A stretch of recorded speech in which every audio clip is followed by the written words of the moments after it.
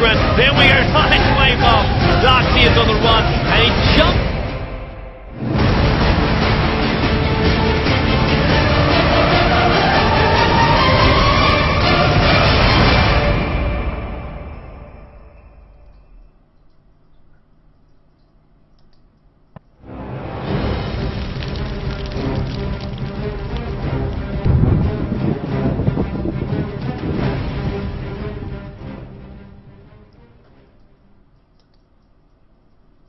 Okay then, here we are, game number 4. Indeed, game number 4 of this best out of 5 between CLG and Potm Bottom.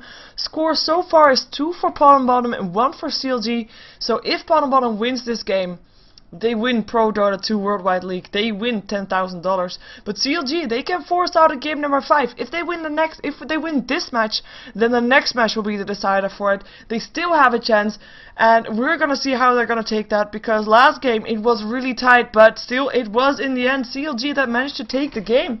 And with the Morphling as well, we might see them picking up a Morphling again. They have got the first pick. We'll see if Potm Bottom bans it out.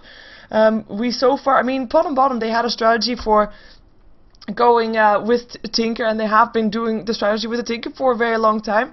And this was actually, I think, the first time that I didn't see them winning on a Tinker. So quite interesting at that. But and they played with a Luna. Just pointing that out there. That might have hurt them slightly, even though he ended up doing really well, but not well enough against the Morphling. And Tinker actually banned out for CLG this time, so they don't want to face that. And yeah, well, let's put ourselves into the draft for this game. LeShrek will be the first pickup for CLG. They did not have a LeShrek yet, I believe, in this best out of 5, so that's going to be their first pickup, which means that Rubik is still in the pool for Potm Bottom, as well as the I was gonna say Invoker, but that one's got banned out. Fogged has got 3 signature heroes, Rubik as well as a Tinker and Invoker. So Rubik could still be picked up here if they wanted, as well as the Chen who is in the pool. Might also be a good pickup for them to have. As you might have noticed, by the way, I do not have a co-caster anymore for this match, because 1437 had to play a match and left me alone. There's the Rubik and the Morphling. Don't want to give the Morphling to CLG. They are gonna go for that themselves. As well, if you watch the previous game, you will notice that, or you will have heard that 1437 said Potm Bottom also always wants to have the stronger carry, and with the Morphling on their side, they will be able to do that. But Anti-Mage being picked up by CLG would have definitely been a ban out by Potm Bottom if they would have let it. But we're gonna see a Pyke at Anti-Mage versus a Morphling by Aoi, and that's gonna be a battle that we want to see. Even though, just a warning, it might get fairly late if it doesn't get, well, if there's no early advantage for either team, which there might be with LeShrek and a Chen, of course, a lot of pushing power for CLG. But still a bit of counter push by the Rubik as well. But if there's not very early early game advantage for either team, we are gonna see a long game. So that is gonna be the case. And Enchantress, of course, for Potm Bottom, they need to have something against the Chen. They're gonna go for an Enchantress, and we have seen this a couple of times tonight as well. So no real surprise there. Now let's see what they're gonna ban out in the next couple of bans. What do these teams still need? They have got LeShrek. For CLG, or sorry, well, let's take a look at Potm Bottom first, but CLG has to ban out. They've got a Rubik, which will probably be a solo lane if it's going to be played by Fogged, Enchantress in the jungle, Morphling, so they need to ban out a support, maybe a Venomancer if they don't want to face that, a Venomancer or Crystal Maiden or something. And actually, wow, they ban out the Bounty Hunter. We have seen the Bounty Hunter being played by Potm Bottom earlier tonight as well, and it worked out great with that track gold that Potm Bottom got with that. They won the game, and they have won the game before with a Bounty Hunter, I believe yesterday in the best out of 3 for the winners bracket finals versus CLG as well. So Bounty Hunter being banned out, don't want to face that one. Let's see the ban out for Potm Bottom. What hero do they not want to face? Maybe a Beastmaster or something like that. Maybe they want to pick up the Beastmaster themselves. They ban out the Venomancer, so not having that support. The first pickup is gonna go to CLG though, so they could pick up the support that they want.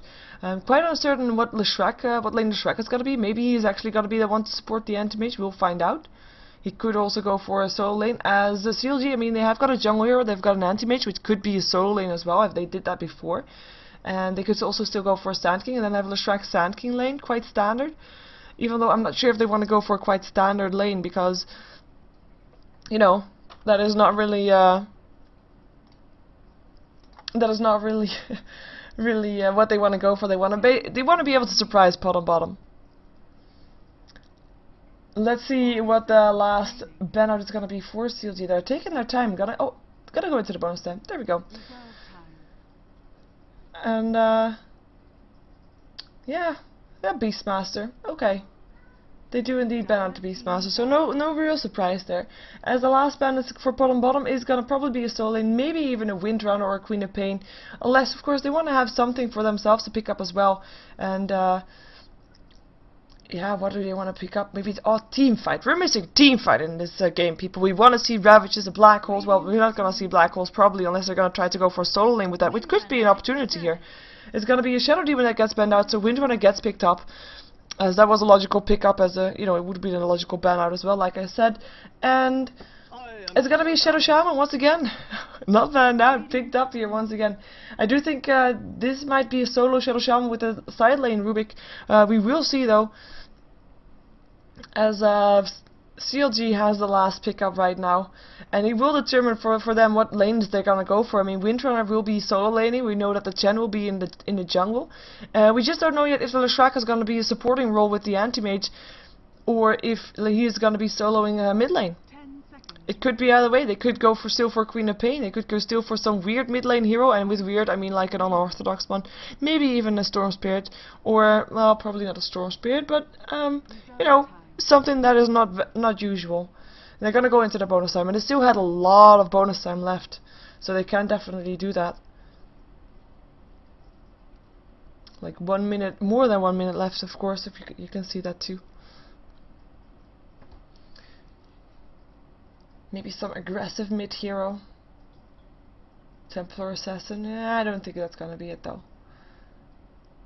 I still think a Tidehunter or maybe an Enigma still. If you can go, I mean, Leshrac could support the anti-mage, and then an Enigma could go solo on another lane, maybe even a mid lane, or Windrunner in the middle, of course, with the solo lane going to the side solo lane going towards the Enigma. But a bit of team fight wouldn't hurt, and of course.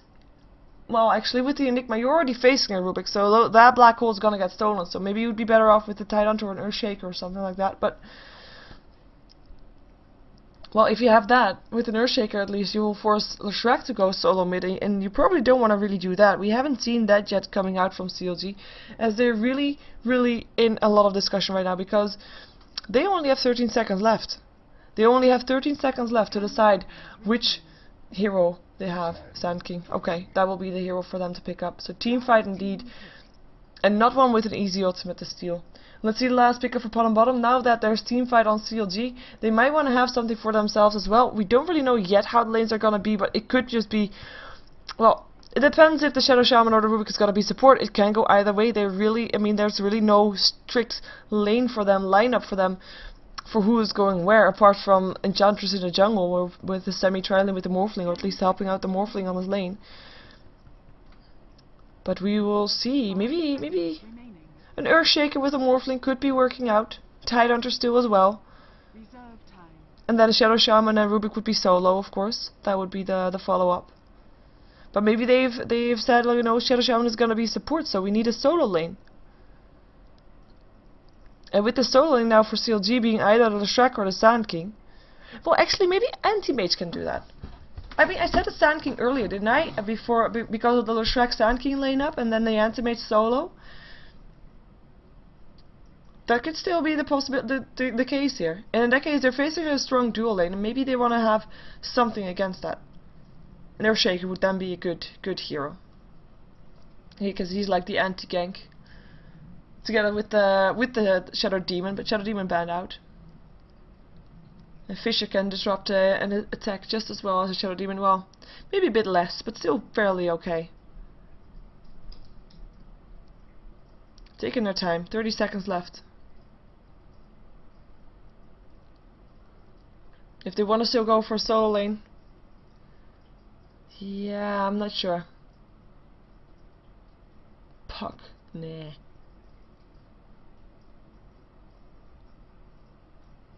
15 seconds left.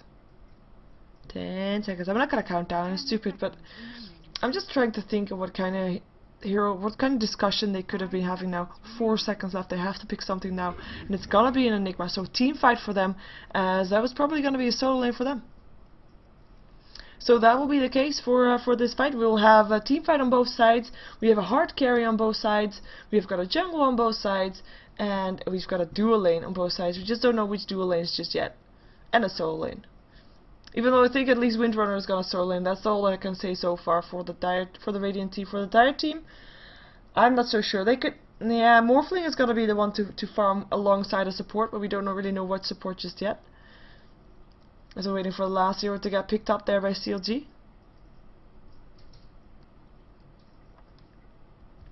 There we go.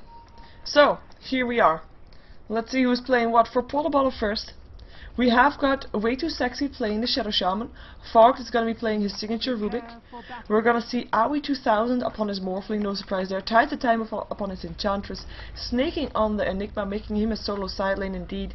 And well, everybody moving towards the top lane, so we don't know yet how these two are going to be divided. Which one, well actually we do know that, never mind. Snaking on the side lane, Fogged is going to be in the middle with Shadow Shaman supporting Aoi up on the top lane with Tide the Time helping him out from the jungle. In the meantime, on the CLG side, we have Lacoste playing the Sand King, we have Miracle on the Leshrac, we have Aki on his signature Chen, and we have Misery playing his Windrunner, which will leave Pycat up on the Anti-Mage, which should come as no surprise, to be fair, because he is that carry player for CLG. And yeah, I'm curious to see how these lineups are going to be. Chen is going to be in the Radiant jungle by the looks of it. He already has a smoke ready for the first gank that we saw that in the previous game as well. Successful smoke from Chen, or successful smoke from Aki, I should say. And they got a kill. They got their first blood, so they're going to try to do the same thing again. Of course, Enchantress is a different hero to come out of the jungle with than a Chen. Or am I now saying it the wrong way? Maybe I'm saying it the wrong way. At least the first gank from the jungle came from a Chen or Enchantress, and the second gank came from the Chen or the Enchantress as well, with the smokes. Everybody with the smokes. Regeneration. Oh my god, a regen rune. So we're gonna have Miracle on the supporting role with his anti-mage. We're gonna have the Windrunner in the mid lane, which will leave the Sand King Lacoste on the top lane, and he'll be facing a very dangerous lane for him. And we might see a lane swap, even though it will mean that because of Lacoste, I mean, he can't really do that much, and he'll be happy to get maybe some experience. But it will at least mean that Anti-Mage is going to be free farming here, and that is handy for him. And Chen indeed going to go into the forest already, and it looks like he already denied a creep somewhere, making it. I don't know, I don't see it. But he used all the persuasion and went back to get some mana. So we'll see that. I pop up the last hit in the night so that you can see that also for yourself, even though I will point out some stuff, of course. And yeah, we'll let the battle begin. CLG Potm Bottom. $10,000. Well, actually, it's $4,000 on the line. It's really a lot of money, isn't it? $4,000 difference between first place and second place. And both of these teams are fairly close. Of course, Potm Bottom slightly closer than CLG. Pycat on the bottom lane, he is first versus an Enigma. And Enigma will be able to deny a lot of creeps for him. So that will be good for Potm Bottom, but he'll still be able to get the last hit for free, and he has to be really careful that, or at least Enigma has to be really careful that there's not going to be Eidolons fed to Pycat, because that could hurt them really much. Where did the Sand King go to? I was going to say, he is not going to be on his lane so far. It's got level 2 there though, very nice, picked up a smoke. Looks like he's looking for Fog, waiting for Fog to go into the river, down the hill, and that will make him walk towards this. He should be starting to walk fairly soon now. Blinks are on there. Will the burrow strike be in time? I don't think it will be. Nope, it won't be. No first blood on the middle lane just yet, even though we might see a first blood still, because here's Enchantress with the Centaur, as well as the Shadow Shaman, both smoked up. Haste Rune is going to be there as well. Here they come. It's going to be Lacoste. It's going to look for an exit. He can burrow strike up the high ground if he wants to, but he doesn't really need to. So both smoke ganks failed so far, even though we might have the third one successful. you know, 3 times the charm. Aki and his Sand Tower, also a Sand Tower, wants to go for the Enigma level 2, together with the Leshrac and the Sand King, really setting it up for it. And there they go, blinking in, stun already there. Enigma getting stunned up again, and that's gonna be the first blood, and Anti-Mage, the one to pick it up. So CLG starting off great with Anti-Mage picking up the extra gold, and will be safe, pops himself, and will be blinking back towards the tower to deal some right-click damage and continue his farming.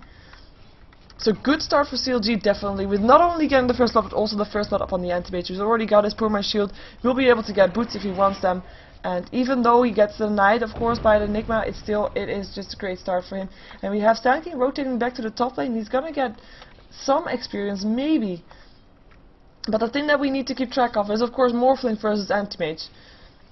For now, at the start of the game, it should be no real surprise that Anti-Mage is getting a bit less last hits. He is getting denied all those last hits from the Enigma. He's still doing okay though, 14 for 2. And Morphling free farming on the top lane, 21 for 10 right now. So that is fine, or at least that is understandable. Even though Anti-Mage later game, he'll be able to farm faster than the Morphling, purely because he would have a Battle Fury and he would clear out those camps so far and can blink from one camp to the other and just, you know, get his farm up faster than the Morphling can. And I do think that is what he wants to go for, at least that Battle Fury, because this game, if you look at the hero lineup, you're thinking, you know what, this is going to be a long game.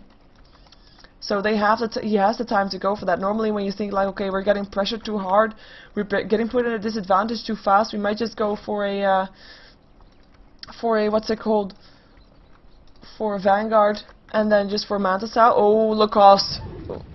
Smokes, Burst Strike, still the Shackle there though. Here comes the stun from the Sand Tower, slow there as well. There's Blinkers on the tower, but the cost will go down there. Shadow Shaman picking off the last hit, and we'll be able to stop the creep wave here as well, or at least some of it, and it might even mean a tier 1 tower. Even though tier 1 tower, the first one already went down on the bottom lane, with Enigma not being able to do anything against that, and this tower might not even be pressured here. I don't know what he was doing there. Wow! I don't know what he was doing there either. The Shrek rotating to the middle lane with Windrunner helping out, picking off a kill up on the Rubik, who was level 5 still, and is almost level 6, but Misery was level 6 faster, and no spell was stealing just yet, so that's another kill on the back of CLG, and this one eventually went to the Shrek. Tiered 1 tower on top lane did fall, and goes to Aoi, so extra gold for him as well. So far, I mean, we really have to keep track of that. Boots up for the Anti-Mage. We really have to keep track of that gold per minute also for the 2 carries. They're on top of the creep charts right now. And of course the difference is that Morphling was not able to get an assist on that kill, not even one hit on the kill that happened on the top lane. And Anti-Mage, of course, picking up the kill for himself, the one that happened up on Snaking, who was being forced way back, as they're harassing this tier 2 tower, and they have got the Leshrac Edict, so they will push a bit faster than this top lane, but top lane will still push fairly fast as well. And Lacoste is gonna try to burst right away, will be able to do so, and with doing so, he will give up this tier 2 tower if he wants to. While Pycat harassing, does he really want to go for that? Yeah, Malefice will make sure he backs out. Blinks back towards the tower, and it's gonna be Lestrac's Edict once he drops down the tower, which will be 2 towers down up on the side of the Dire. And tier 1 tower on the top lane actually keeps standing because Windrunner rotated to the top lane and was able to deny that, or at least deny the tower from going down, so he's still up, if that made any sense. Fogged in the meantime is gonna get a haste rune. Yeah, there we go. And he died once, it's not that nice, but he's doing okay. He's 29 for 4 with 22 for 3 upon a Windrunner, so he's doing, regardless of dying, he's still got more hits than a Windrunner. Of course, Windrunner left her lane as well, just to go to the bottom lane just now, top lane rather, but definitely not doing too bad, On the Shrek, playing the support role, managed to pick up 1 kill up on the Rubik, of course, and the assist, of course, on the Enigma, so he's been in both kills so far, and he's got mana boots already, also with, of course, the tower money, because he was the one that actually got the tower money, and that is very important to have that up when you're semi-support, just because, 1, you'll get your wards, you get your upgraded chicken, everything a lot faster, and, it's just good to have those items up, those starter items up. 2, it will create a way better potential for late game. You want to have your supports to be able to fulfill a very useful role late game, not only to perhaps semi-carry, which I know Leshrac could potentially do if he gets enough of those that tower money, but also, I mean, you want to be able to have your supports have to have more gold than your opponent's supports, and with taking those towers for Leshrac, it really does that, because which other diehard supports do you see on CLG? None. It's only on the top lane that we see the Shadow Shaman as the hardcore support, and he has not got that much. I mean, he's got boots, he got wards, he got 175 gold, so he's really behind in that department, even though he will also get tower money in some point, just by having those serpent wards up when he gets level 6, even though he's level 4 right now, with level 5 upon the Leshrac, so in that case it's still fairly even, or at least one level difference only. Whoa, he's gonna pop the... Oh, he pops the smoke. Did he see that? No, he didn't. So now he only sees the Sand King. And there they go. They want to go for this, but the haste rune is just too much for them, and they will just still go for the tower. They just won't get a kill. What did he steal? He stole a burst strike. Very dangerous spell for Rubik to have, especially for Rubik with the haste rune. Will be initiating so easy, but there's not going to be any damage just now to go through it. I mean, only Shadow Shaman here with a level 2 Ether Shock. And you know, it's not bad. Definitely not good. And he's just spamming out his mana because he has got that regen rune, and he will be able to use it later on if he uses it, if he wants to. Well, maybe he doesn't want to use it just yet. Still, he can still throw out one Fate Bolt, or you know, one Burst Strike, or one Fate Bolt too. And let's use the max out of that one. And meantime, Morphling 57 last hit, 16 and nice. Lacoste is level 4. He's getting some experience now that the lane is being pushed out a bit more. So that is a good thing for him. And he also gets, like you can see, he gets a couple of last hits. Very good for him indeed. And Anti-Mage, he actually has a bit less space to farm now as well. He did pick up his Perseverance, so it's gonna go for a fast Battle Fury, at least as fast as possible. But he couldn't really farm on the bottom lane anymore because Enigma is still denying, and as we saw, Shadow Shaman actually rotated in to get some levels here as well, even though he's still level 4. But it's he has to find his farm at the lane, sorry, at the jungle. He will be able to do so though. 42, 4, 5, big difference with the Anti-Mage, sorry, with the Morphling. But like I said, if he gets his Battle Fury up, he will farm faster than the Morphling can. Maybe super late game it will be even again with the Morphling farming super fast as well. But for now, when he has his Battle Fury up, he will definitely be able to farm faster than the Morphling. And he's actually going back to the top lane. There is a ward here and a sentry ward, so very aggressive here from Enigma, or at least aggressive. I guess you can call it defensive. It's on their lane. This is an aggressive ward though. Having that ward up there. Lacoste is in trouble here. Will he get picked off? Nope. We're just making sure that he doesn't interrupt his farming spree. He did not want to miss that last 0-4 kill on Lacoste. Too risky for people TPing in on the top lane as well. Should he get stunned with the Burrow Strike, he might have the TPs in time. In the meantime, we have Fogged. Is not gonna go down because the Shackle helped the Anti-Mage in place. He couldn't blink away. Mana Void and 2 heroes on solo life. They still want to go for the power shot there. Fog might still drop. There we go. Leshrac picking up the Ancient and Black Hole in the meantime. Picking up Aki, picking up Misery. Misery will go down. Aki will go down. Enigma picking up one. Shadow Shaman picking up the other. And that is 2 heroes for 1. Anti-Mage in the meantime has backed off with the haste room. Was able to go away from that very fast, leaving his team out to dry. But that as an Anti-Mage you have to do that. 2 kills for Potm Bottom, making the kill score 3 versus 3.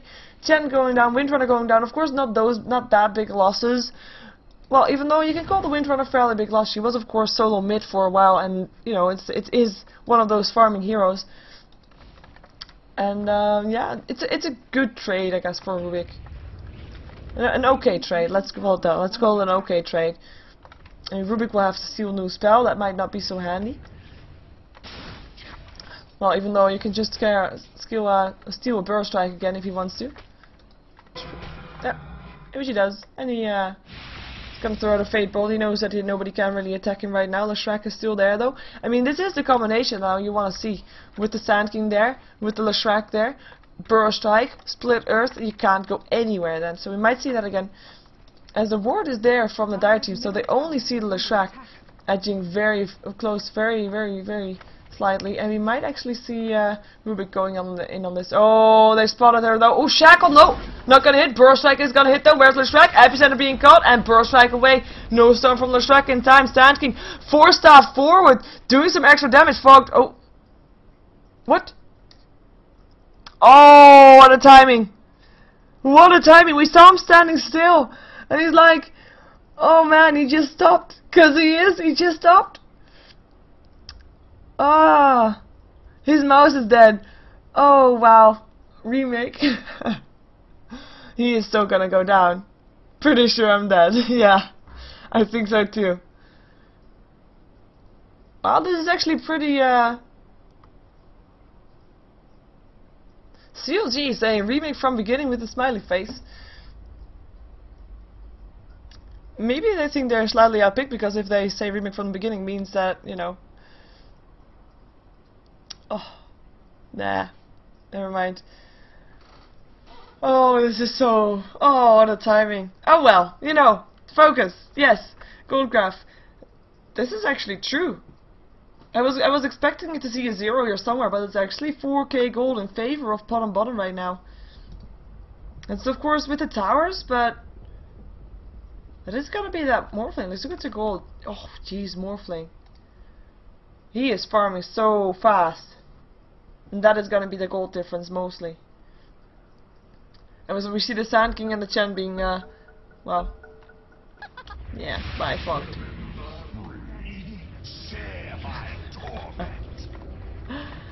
Oh damn. It's always bad when stuff like that happens. I mean, it shouldn't happen. He might have been able to get away from that, even though with the 4 staff there, I do think Sand King would have been able to burst strike again shortly, so I think he would have died anyway. But we'll never know. We'll never know. Power shot, clearing out the creep wave. Oh, he's back on the top lane though. He can't do that much versus this lineup right now with the double combination going and Aki being here as well, and we'll try to push this tower from to get it down. And they might even be able to do so. Leshrac is here close by. He has got all his mana, or almost all his mana. He has got level 4 Edict. And we have a power shot being stolen by Fog. Level 4 also, doing some harassment back. And Donkey's gonna bring some bracers to someone. And it was Lacoste. More bracers is better. In the meantime, bottom tower gets pressured with the Shadow Shaman wards, with the Enigma. And it's gonna be a miracle that actually TP'd there. He's not gonna be able to do anything anymore there though. Anti-Mage has rotated to the middle lane to continue his farm here. And Morphling is just happy farming. Happy farming spree, happy hour. Sand King is level 7 though. He's I mean level 10 Morphling. Definitely doing good. Whoa, Burrow Strike still hits. And he has to back off. He still has a Sandstorm, so he'll be fine. Just harassment. And now he knows that too.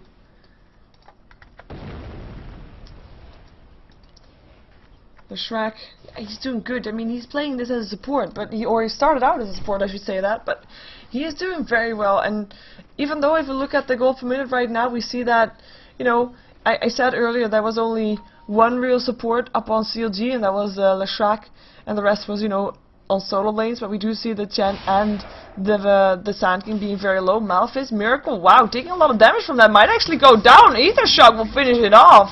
Way too sexy, getting the kill. Nice one. And they will try to go for Roshan. They have got a Centaur. I'm not sure if they can get it though. Maybe just bluff. I mean, Centaur will drop there. Maybe Enchantress will go to the jungle to fetch another one. Nope. They really want to go for this. Malphite is being used. Here comes the Islands. Wonder who will take it up after the Hellcaller dies. If it's actually needed, because so far I've been doing good. Wards have been placed. There is a scout out though. Power shot scouts them out. Power shot in return by Fog. 4 staff away from the Windrunner. And there goes the Roshan. Enigma picking up the Aegis. Enigma picking up the telekinesis. Oh, Sand King gets locked in there. Power shot will clear him away though. And he's gonna pop himself into a sandstorm. But he is getting spotted. I don't know exactly why, but he drops. And I should know why. Because it was... I don't know why. Oh, Sentry were on low ground. Getting placed there, and that was making sure that nobody went in there. That was a quick Aegis, quick kill, and we might see Potm Bottom going for some teamfight right now. And we have seen them playing with an Enigma before yesterday, and they actually lost the game that they played with an Enigma versus CLG because they weren't able to get any good black holes off. This time though, it's being played by a different player, being played by Snake King, so we might see some different results. As we see the tier 2 tower getting pressured, reform through from Morphling. I mean, I guess one downside of having Rubik on your side and the Morphling as well is mean that Morphling can't pick up the reform and can't pick up the morphing.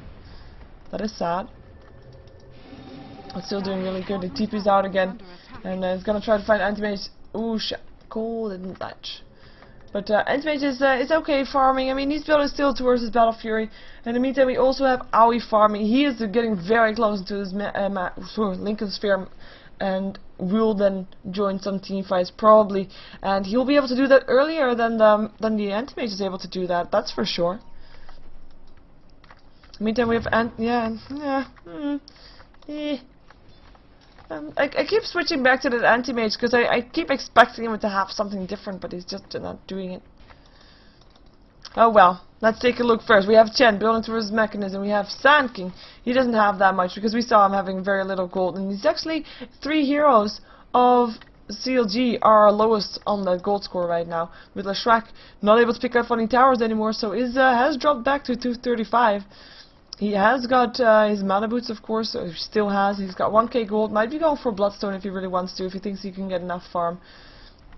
And I might even be trying to go for a tower there, but if he does, hello Shadow Shaman, hello Enchantress. So there will be a lot of resistance for that tower if Miracle actually wants to go for that. Of course, it's only Misery here so far, and yeah, we have Leshrac scouting out the Sand Tower, so they will know he is there. There will be a stun up on Miracle, but he should be fine. There will be no tower though. Here comes the Chen as well. He has a Hand of God already if it's needed. Shackle doesn't latch. It's so close, so I do think it should have latched. Sometimes you see shackles that are way longer. Of course, oh, he's level 4 actually. Quite surprised that didn't latch. Yeah, quite surprised indeed. Oh well. Mana boots, 4 heroes of CLG here. They have to try to keep the pressure on while their anti-mage farms. The same thing, of course, goes for Potm Bottom. And you know, if we look at team fights, the black hole is there versus the epicenter. But then there will be a Hand of God. I do think CLG has slightly the edge there purely because of their Hand of God. And if the Morphling is not there in a team fight, because if he is, then there will be a more waveform through a black hole, and that will definitely be turning the fight around. What did he do? Another power shot for Fogged. Edict there to help clear out the tower. There is a fortification still up though. Whoa.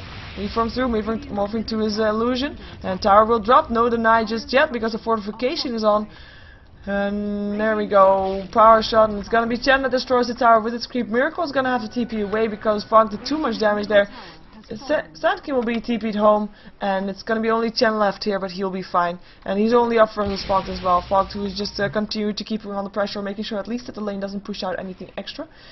And we have a lot of heroes here in this middle. 4 heroes from Potm Bottom in the middle lane, and it looks like they are hunting the anti-mage, or at least these 3 are. Aoi will probably want to just kill off some creeps, but there is a black hole, so they'll try to kill him off before the black hole is over, because otherwise you can of course blink away, but he knows something's coming, so he's blinking out and will be fine. And that will be the retreat from Potm Bottom. They can't really go for anything anymore, so that is their time wasted, so to speak. Shadow Shaman picking up a Blink Dagger. We saw that built in the previous game as well. I mean, it's a pretty solid build. Blink Dagger then BKB. Able to place your wards all over the place and not die. And of course good initiation as well. Burrow Strike happens. Epicenter interrupted by the Malefice. Mechanism goes. Black Hole gets cast. And Hand of God going through. Lacoste will get picked off here by the Rubik. Fatebolt going through. Chen not able to send the Sand King home in time, and he will be turned into a piglet. There's a nice ward up on, or net up on the Shadow Shaman, but not in time. Malefice, Shackle, weave from through, and Rubik finishes it off, getting a double kill at that. And that was an Epicenter getting interrupted by Snake King. Nice job there, and picked up his own black hole to kill off the Sand King and the Chen in the end as well. Good job for Potm Bottom, and they're actually looking to go push in right now. They're looking to be aggressive right now with the Manta Style done from the Morphling. He will indeed join fights. 5 heroes are here for this commitment to the tier 3 tower. Anti-Mage in the meantime on the top lane is going to try to take something in return. But will he be able to do that before the tier 3 goes down? There should be no fortification anymore. Nope. No fortification for this tower anymore. And that goes down. Shadow Shaman's words doing the job for them. Malefice up on the Shrek. Whoa.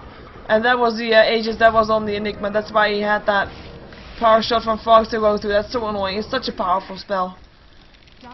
Power shot from Windrunner. Wishley has to back up. She's fairly low on life and mana, and they actually want to go for these barracks. Wow! Here comes the TP in from the Shrek. Sand King will be sent home. Shrek stand home, should be fine there. Who's not gonna be fine is Shrek. There goes the barracks, and Howie can't get shackled because he has a Lincolns, and they just want to go for this. They just want to go for this. This is Potm Bottom, so strong. 21 minutes in, 1 Rex down, and they back off. Knowing that they could not be resisted. I mean, there's no resistance for that. With the epicenter on cooldown, they knew that much. With the anti-mage not done farming yet, he's got his Battle Fury, but he can't really join team fights just yet. And, you know, then you have 4 on 5, because Morphling was of course there. And 4 on 5 with one hero, the team fight hero that doesn't have a epicenter. Of course you have Hand of God, of course you have... Well, you don't have a mechanism just yet, but the Hand of God only, but... It was just not enough, and they're gonna continue keeping the pressure on. Potm Bottom taking down the tier 2 tower on the bottom lane. And let's see if they want to continue pushing this to the tier 3. It looks like they do. Who cares late game hero? We're gonna take this early game. We're gonna make sure Anti-Mage is not ready to fight just yet, and we're gonna take their towers. And they can't really do that much. Epicenter is ready now though. So that might be a change, but he can get in from the nice shackle powers that go through. Works from the Shadow Shaman, still doing a lot of damage to the tower. And we see the Sand King taken home again, but Morphling picking up the Leshrac before anything else happened. There goes the tier 3 tower, will drop there. And nice shackle once again, but there goes the Windrunner. Morphling double kill, Windrunner buys back. And this gets a lot of gold for Potm Bottom as well, taking all these towers, taking all these kills. Fogged in some trouble, gets picked up by the powers of the Windrunner. Pykehead joining the fight, but he is still so squishy. And Owie just waveforming through, wants to go for more. We had a buyback for Misery's nice shackle, doesn't latch of course because there's the Lincolns, and he will be fine. And there we have Stanley actually picked up the Chen somewhere, and there goes another barracks, and they back off. That is 2 sets of barracks, 22 minutes in, and they go back, and they want to go for the next lane. They're going to go for the top lane. We see Aoi already TPing there. He's going to just push the lane back while he waits for the rest to be there again. I mean, the black hole was there again, didn't even need to use it. CLG, just no answer for that. Push just came too fast. Anti-Mage, 1600 gold, but he needs more. He needs to farm more. That's the difference between the Anti-Mage. Anti-Mage late game will probably be outshining Morphling. Even though that is still debatable, of course, because that's going to be, well, in a one-on-one man fight, it will be Anti-Mage, probably. Yeah, we're not quite too sure about that either. But, Morphling, able to join the game earlier than the Anti-Mage. That is the difference. And the pushes are relentless with that. They have a Blink Dagger up on the Shadow Shaman. They've got Rubik picked up an Ultimate Orb. He's gonna go for a Sheepstick. They're gonna have something first that Anti-Mage. And we're gonna have a Mantis Tower already completed up on the Morphling. He has the money to buy the recipe, and it's on its way.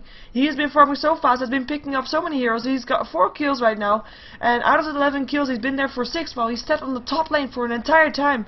And they're gonna go for another Roshan here. It's almost time again. And they know it is almost time again. Necronomicon picked up by the Enigma, level 3 right now, meaning that, you know, they can just continue pushing. Also, with that mechanism that we saw being used, it just made sure that they didn't really have to pick up, to back down. They just went from one base to the other, from one side of the base to the other, and it's gonna be the top lane. It's gonna be next. Maybe they just want to go for the tier 4s, because of course a fight on the tier.